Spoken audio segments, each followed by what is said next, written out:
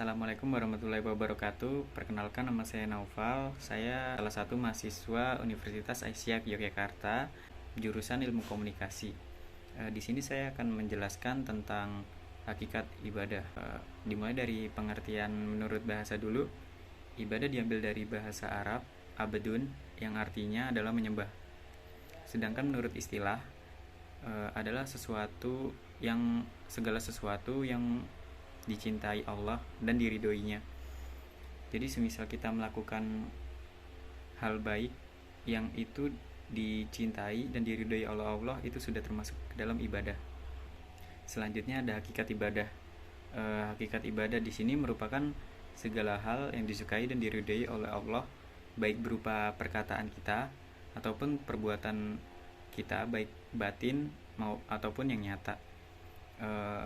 Juga mengisi waktu kita dengan berbagai macam bentuk ketaatan kepada Allah, baik itu menjalankan perintahnya ataupun menjauhi larangannya. Jadi semisal kita melakukan hal-hal yang itu bertujuan kepada Allah, selagi itu menjauh dari larangan-larangan yang Allah berikan, itu termasuk ke dalam hakikat ibadah.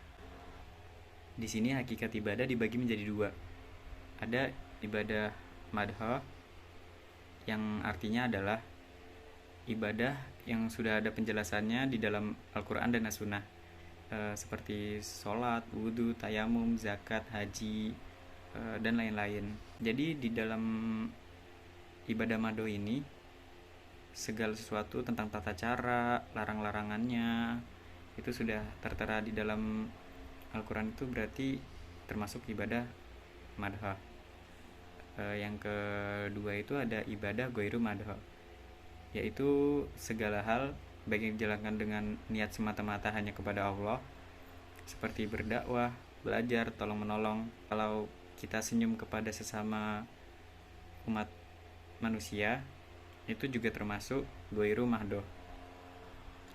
Seperti belajar itu tidak ada tata caranya di dalam Al-Quran ataupun di As-Sunnah, tetapi kita melakukan hal itu yang bertujuan niat semata-mata hanya kepada Allah, dan selagi itu perbuatannya baik, itu termasuk ibadah ghairu madha. Selanjutnya di sini ada fungsi ibadah. Fungsi ibadah yang pertama adalah mendekatkan diri kepada Allah. Dengan kita beribadah kepada Allah, kita layaknya pasti akan berdoa. Sewajarnya pasti akan berdoa, yang dimana doa-doa itu hanya untuk kepada Allah, yang bertujuan agar doa-doa kita bisa tercapai, ingin terwujudkan.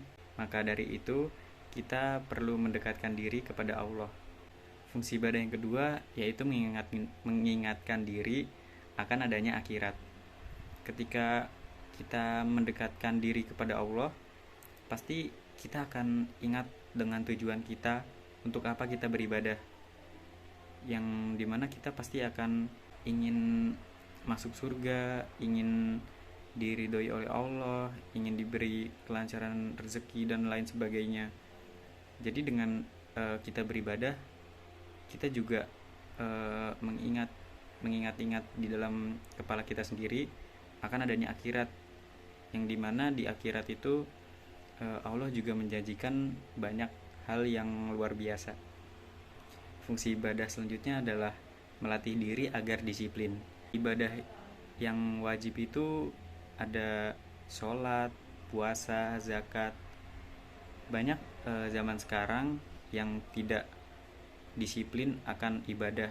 Jadi kita juga dapat melatih diri kita dengan cara beribadah kepada Allah. Setelah ibadah kita disiplin, insya Allah kegiatan-kegiatan kita di luar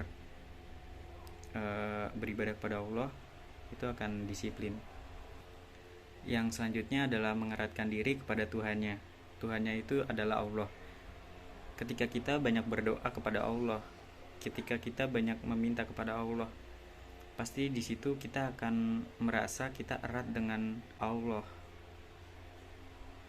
Dengan kita beribadah itu, contohnya kita bisa ibadah menjadi tahap awal, agar kita bisa mendekatkan diri, mengeratkan diri kepada Allah.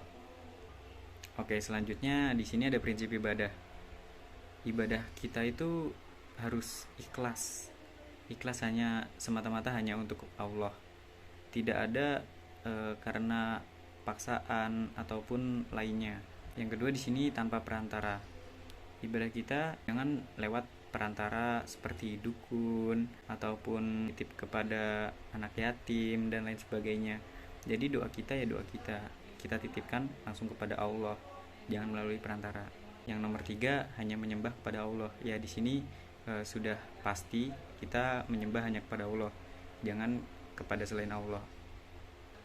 Prinsip selanjutnya kita harus sesuai dengan tuntunannya. Apabila kita tidak sesuai dengan tuntunannya, maka ibadah kita tidak sah.